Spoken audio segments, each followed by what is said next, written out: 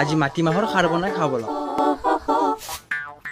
ৰোদ পোয়াবৰ কাৰণে মাটি বানুকা, ৰোদ পোয়াবৰ কাৰণে মাটি বানুকা, ওলাই দেখোন আহিলে ৰক্তৰে যাম, লগে লগে লৰি আহিল সেউতীহঁতৰ মাত, পাহাৰ বগাই নামি আহিল ডালিমেৰে জাক, শুৱনি কয় অসমীৰে একতাৰে সূতাবোৰে মুহুৰাতে ললেহি পাত, অ' আইতা আইতা অ' এনে এটা নাচনি।